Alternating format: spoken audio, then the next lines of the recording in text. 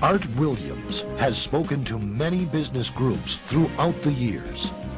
The following speech was delivered to the 1987 National Religious Broadcaster Convention and has become a classic example of Art's philosophy on winning in business. It is simply entitled, Do It. Dr. Jerry Falwell, Chancellor of Liberty University, introduces Art Williams. 15 years ago, he was a high school football coach. His wife, Angela, was teaching English in high school. He got an idea, just an idea. And 10 years ago, he turned that idea into a company, a concept, a practical concept. 10 years have passed. 150,000 people work for him now. Last year, he sold $77 billion worth of insurance. This year, $100 billion. That is more than Prudential and New York Life, number 1 and 2, combined in 10 years. He's from Monroe, Georgia. He has the dialect to prove it. He this year will sell $100 billion worth of insurance and revenues $2.5 billion. And he's just now beginning to dream, to plan, to go. Art and Angela Williams have 2 precious children, Art the third and April, their daughter. He is chairman of the inner council, the inner circle of our ministries, and a personal and a dear friend. He is a born-again Christian, as each of his family members, but he's an entrepreneur. And Dr. Armstrong has asked him to come tonight and talk to you about what he knows most and best about. And having been in one of his sales meetings last Thursday in Palm Springs, you know, I usually go out preaching and I try to wake up religious morgues, and most of the places, a lot of the places I go don't need a revival, they need a resurrection. But he asked me to speak to his group of national sales directors, and I had to work hard at getting up where they were and not appearing as a backslidden preacher. This man, I repeat, is the leading entrepreneur in America and a friend of NRB, and I introduce you to you, Mr. Art Williams.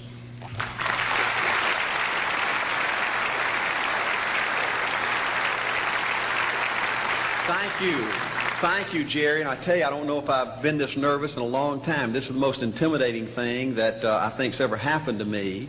An old dumb South Georgia football coach speaking to a bunch of TV personalities like many of you, many great evangelists in the audience, and who put me between Falwell and Swaggart on the same night just totally blows me away.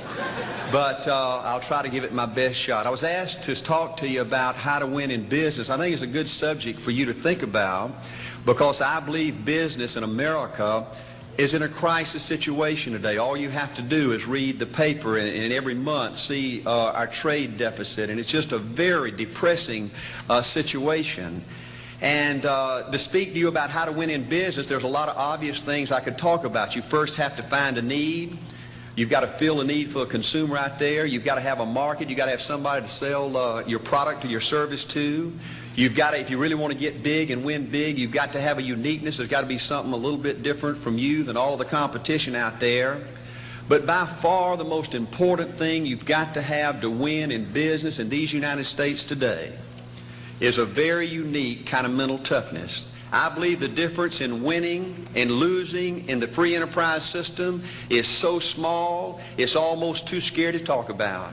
You can do 99% of the things right in business, and yet if you don't possess what I call that winning edge, that mental toughness, folks, it's impossible to win. I believe the thinking in corporate America has been screwed up over these last 20 or 25 years, and I believe this screwed up kind of thinking started in our big liberal universities today. I believe a college degree in business from most universities today is not worth the paper it's written on. I just had a son graduate from the University of Georgia a few months ago. The reason I think that is because most of these professors in most of these universities today hadn't got enough common sense to get in out of the rain. They don't have any idea what it takes to win out there in the real world. They deal in a bunch of theory.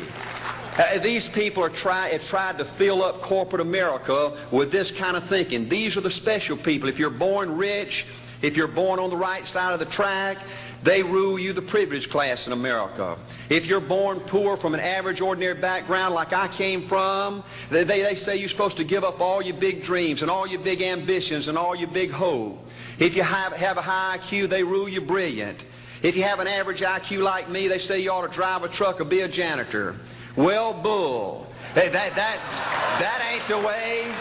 That ain't the way it is, and that ain't the way it ever was. They ain't nobody ever designed a test, nor will they design a test that can measure the heart of a man or a woman. The things that are unique to winning in business in America today are not outside artificial things like IQs, college board scores, college degrees, and stuff like that. The key to winning in these United States is what's inside a person. It's your integrity. It's your people abilities. It's your character.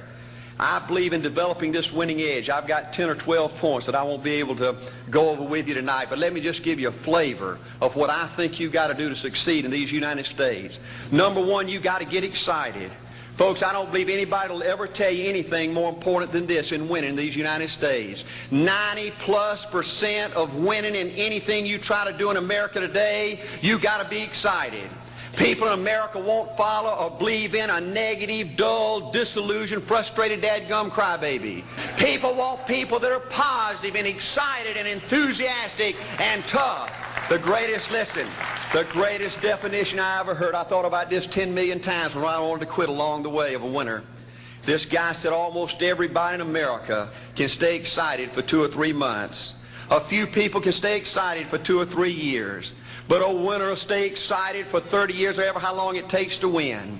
Another key to building this winning edge and this mental toughness is you got to become a dreamer again. You know, I'm a Methodist, and we just changed ministers a few weeks ago, and our new minister came in, and the church was just packed. And the first thing he said, well, it looks like everybody came out to see the monkey perform. And the second thing out of his mouth, he said, for a church to be a great church, you got to have a dream. If you don't have a dream, you're dead. And boy, I sat up and I said, man, me and this guy are going to get along good because he knows what he's talking about. See, folks, I believe in order to win, you got to feel good about yourself. When I was coaching football for 7 years back in Georgia, and I had a paddle in my coaching office, and it was about this thick and this long. And in the fat end, I had little holes bored in it so you could really get some speed and blister their little butt, you know, when they misbehaved. And I had a rule on my football team that if any kid said, I can't, if any football player heard one of my football players said, I can't, he got to bring him in the coach's office and give him 3 licks. And it took me about a month to get all that thinking out of my players every year, you know, and I'd have football players knock on my door at recess and at lunch and after school. And he said, Coach, he said it. Coach, he said it. And I'd make that kid bend over, and I'd give that other kid the board. He'd bust him 3 times. And folks, it didn't take long. You couldn't create a word game to get one of my kids to say, I can't. Bring it home a little bit more personal. When April and little Art were just this little and could understand words, every time they said, I can't, I made them do 3 push-ups. Folks, there ain't nothing you can't do in America if you want to bad enough. Another key in building this winning edge is, folks, you got to stand for something. People in America, the good people in America, are fed up with these dadgum fence sitters and mealy mouths. Corporate America has an especially black eye in business today. Most people in America think you can't find a company. They think you can't find a salesperson that'll tell you like it is and stand behind the word. They think these companies will sell anything, say anything, just to make a sale, just to make a profit. Well, you know what? Folks, if you want to win in the free enterprise system in America today, you got to stand for something. And another point, thank you, is yes, you're going to be controversial. Folks, if you want to win in these United States today, just get ready. You're going to be controversial.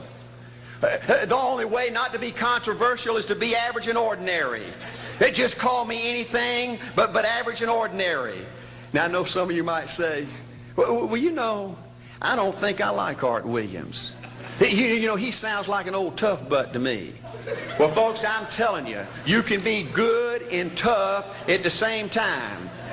I bet nobody's ever talked to a religious broadcaster like that.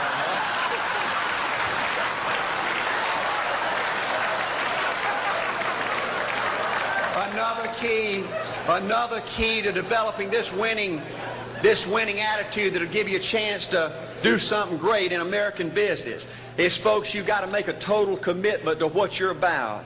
Do you know almost the American people have lost their toughness? They've lost their ability to make a commitment. See, folks, in trying to win in business, you're just going to have so many false starts. You think you get it going time after time, and you just get knocked back to ground zero, and it's your ability to compete, to pick yourself up off the bat one more time, to go for it one more time, that's going to determine success or failure. You know, we've got a divorce rate in America some 50% right now. You know, it just seems like that people that go in business today, they have an attitude, well, I'm gonna stick my toe in it. If I start making all this money, get all these promotions, then I'll see this thing through. Well, folks, that's not the way it works. The first step to winning in business in America today is you've got to make a total commitment. Total commitment gives you that little extra ounce of courage you need to fight back through the tough times. Winning in business demands the same kind of commitment that winning in marriage demands. You know, I fell in love with my wife in the 2nd grade. Only girlfriend I ever had. We ran off and got married our freshman year, had both of our children before we left college. We're true business partners in marriage. We go everywhere together. I spend more time with her, been married to her 26 years, now I got 2 grandbabies, love her more today than I ever have. But I don't like her all the time. There's a bunch of times every day that I don't like her. You know, I'm a nut about brushing my teeth. You know, if I can get the toothbrush, I'll brush my teeth 4, 5, 6 times a day. And Angela's always forgetting everything, you know. And she always leaves the cap off the toothpaste, you know. And when I go in there to brush my teeth, the cap's off. It's got that hard little crust around the edge. You know, it just burns me more than I can tell you, you know. And I get on Angela's nerves about a lot of things. You know, we were having dinner last week, and every time we get through, Angela kicks me under the table, you know, and gets me back in my room and says, "Art, you ain't got no class." You know, I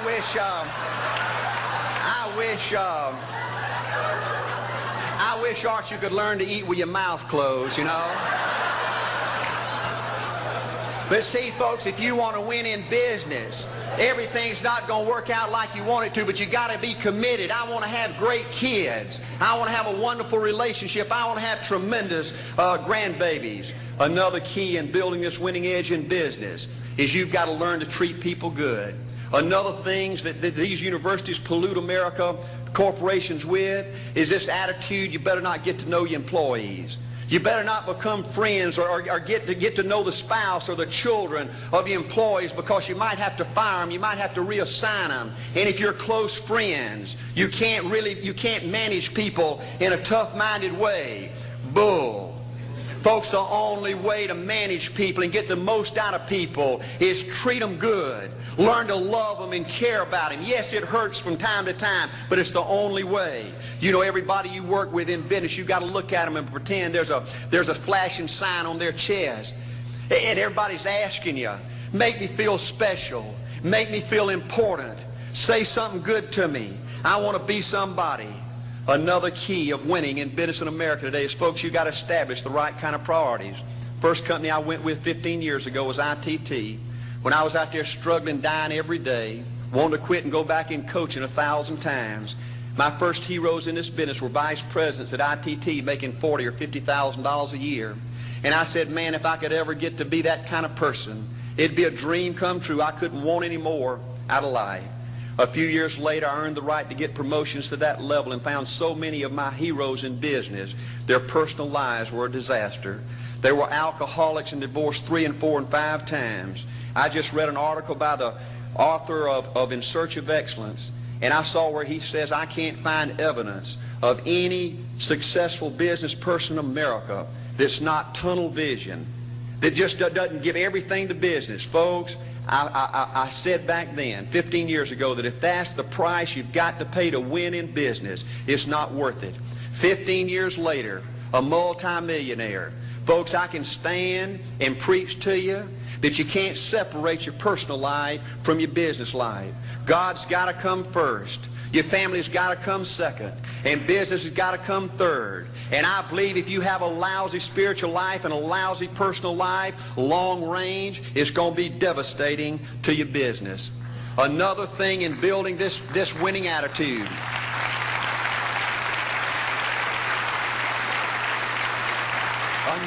Another thing in building this winning attitude in business. I see tall people make it big in business and short people, dumb people and smart people, fat people and skinny people. But if you cut open the winners in business, I see a heart of a champion. And all these people are competitors and they don't quit. I believe desire and will to win is everything. I don't know why I'm like I am, but my butt's always burning. There's always something say, Art, dadgummit, you're supposed to go for it. Art, dadgummit, you're supposed to be somebody. You're supposed to make a difference with your life. What does the $500,000 a year person do? The $50,000 a year person doesn't do.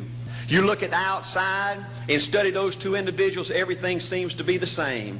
They both are the same sex, they both are the same age, they have the same training, the same positions, the same contract, the same fringe benefits. They both are successful, they work hard, they're good family people, make tough commitments. But what's the difference? What does the $500,000 a year person do? The $50,000 a year person doesn't do. He pays the price and a little bit more. He works hard and a little bit more. He's loyal to the company and a little bit more. He believes in a little bit more. He makes money and a little bit more. He saves money and a little bit more. If you want to win in these United States, you got to be tough and you can't quit. The last thing I'll talk to you about today in building this winning edge is, folks, if you want to win in business, you got to be a leader. Leadership is everything. You show me anything in these United States that win, I'll show you a leader at work. You show me a successful church, Boy Scout troop, club, football team, business, I'll show you something run by a leader. See, I thought at one time in my life you had to be smart to win. I used to have these smart people that dress so pretty and talk so pretty and use these big words. They just intimidated me. And I said, Art, you can't ever be that good. Why don't you just throw in the towel and go on back and coach football for a living? And I found two things out about smart people. I think it's almost impossible for a smart person to win in business in America today. Because I find smart people spend their whole lifetime figuring things out. They're always trying to figure out an easier way and a quicker way. And another thing I found out about smart people is they just don't get around to doing nothing. And see, somebody like Art Williams, everybody said, well, he can't do it. And somebody like that can't do it. But he does it. See, folks, I want you to know almost everybody in America almost does enough to win. They almost get there. They almost are over the hump. They almost have it going. They almost in everything they do, almost is a way of life to almost everybody in America. But the winners do it. What do? They do whatever it takes to get the job done. They do it and do it and do it and do it and do it until the job gets done. And then they talk about how great it is to be somebody they're proud of. We need leaders in America who can do it. If you want to become somebody, do it. If you want to go in business for yourself, do it. If you want to become financially independent, do it. I hear too much talk in these United States. Everybody can talk a good game. We need people in America who can do it. I go all over this country with A.L. Williams, and I have people say, Art, you can count on me. Wonderful. Just do it. Art, I guarantee you this is my last stop. I'm going to win now. Super duper. Just do it. Art, if I could just have one good month and get the ball going, I know I could make it big. Super. Just do it. Art, if I could just pay off this debt, I could really go. Great. Just do it. Art, if I could just sell my house. Do it. But houses ain't selling. Do it anyway. Art, I'm not making any money. What can I do? You just do it. Do what, Art? You do it and do it and do it. Art, I guarantee I'm going to win this contest. Super duper. Just do it. Art, I'm over the hump now. Watch my smoke. Great. Just do it. Art, I want to make it so bad I can taste it. What I do? You just do it. Art, I'm a vice president now. Can I quit doing it? No. Art, I don't know if I can keep on keeping on. I'm really hurting. What I do? You just do it.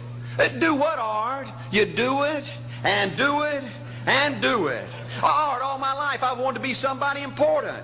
Well, what do it then? Art, I'm going to save money so I don't have to go through this again. Great. Just do it. Art, I don't feel like I've had enough training. What I do? You just do it. Art, my manager don't give me no help. What I do? You just do it. Art, you don't understand. I was Mr. Everything at my former company. You don't mean I have to start off down at the bottom and do it, do you?